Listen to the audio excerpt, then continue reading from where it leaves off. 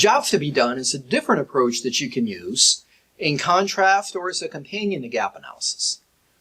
This is an outcome-driven innovation approach that uses importance and satisfaction to quantify opportunities similar to gap analysis, but through a little bit of a different lens.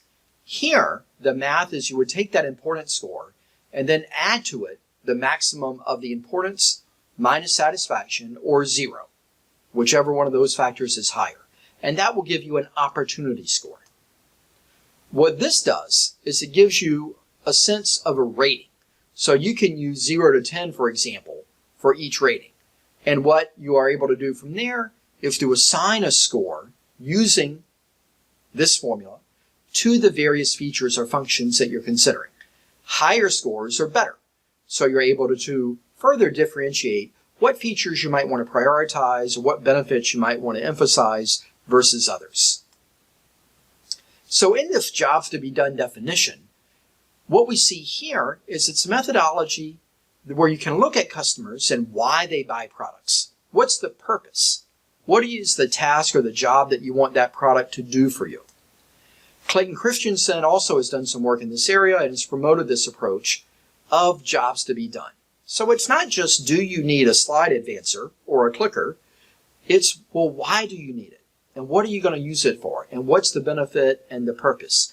And what features and functions are important to you with that? So again, it's another way to think about the why. Are outcomes superior to customer needs or benefits? Probably. So when you think about customers, they're often a bit maybe ambiguous or imprecise in the language that they select. And what we want to recognize with our job in product management is we need to understand how to differentiate and dig down in there a bit. So in that way we can help define these needs by better understanding the job itself and why is it that you want to do the thing. So a brief quote I'm going to read along with you here. So when you first start off trying to solve a problem, the first solutions you come up with are very complex, and most people stop there. But if you keep going and live with the problem and peel more layers off the onion, you can oftentimes arrive at some very elegant and simple solutions. Most people just don't put in the time or energy to get there. So I'll give you a moment to reflect on the person who you might think this is, or perhaps the company that you could think of. Who delivers elegant and simple products that solve compelling problems and does it well?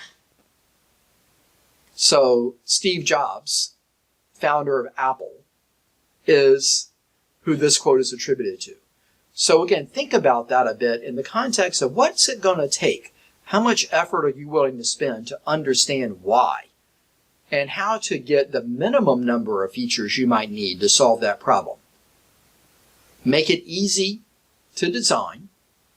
Make it easier to use than people might anticipate, while doing a great job in solving that problem.